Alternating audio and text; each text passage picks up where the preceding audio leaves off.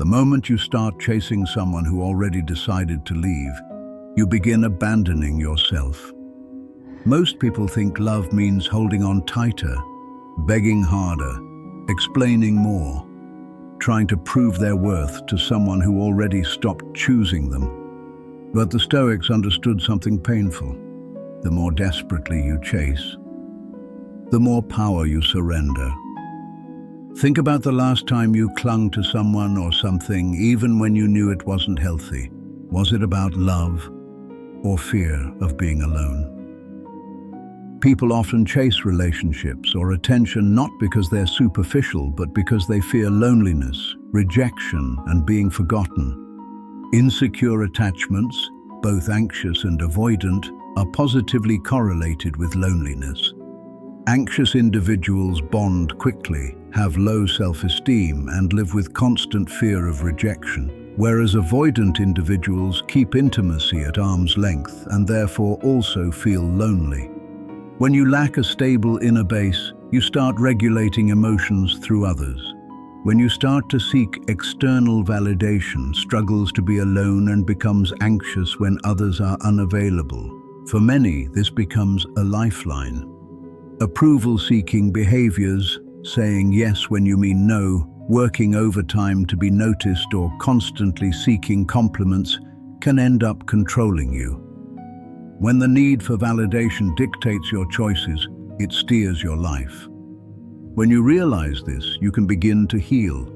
Recognizing your attachment style, learning to regulate your emotions from within, and finding a self-worth that doesn't depend on others are the first steps toward a more resilient mind. The Stoics understood this.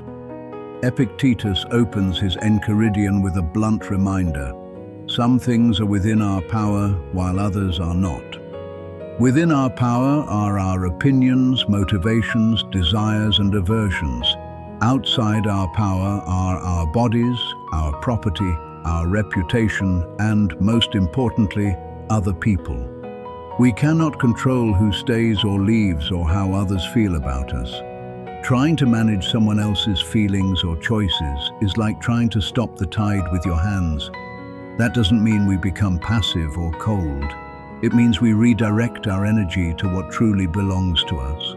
Our real power lies in how we respond. You can't force a friend to stay, but you can meet their departure with dignity. You can't control a colleague's mood, but you can choose patience over resentment. Ask yourself in moments of stress, is this within my control? If yes, act with courage and integrity. If not, practice letting go. The Stoics believed your peace doesn't depend on someone else's choices. It comes from focusing on your own character and reactions. When you stop grasping at what you can't hold, you free your hands and your heart to cultivate the inner strength that no one can take away. It is important to remember that detachment isn't bitterness. It's choosing yourself without closing your heart. It isn't indifference or emotional numbness. You still care deeply, but you release the need for others to meet your expectations. You observe your feelings without being swept away by them. That shift reduces anxiety and builds resilience. By following this principle, you start rebuilding yourself. You are not giving up. You are cultivating emotional discipline so that you can respond, not react. You become complete on your own, not because you no longer value connection, but because you're no longer defined by who stays or goes. Choose peace over chaos, boundaries over burnout. Detachment transforms pain into wisdom. It's an act of radical self-respect that makes you stronger, calmer, and whole.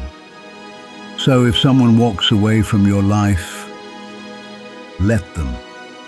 Not because you never cared, but because your peace is too valuable to trade for constant chasing. The Stoics understood.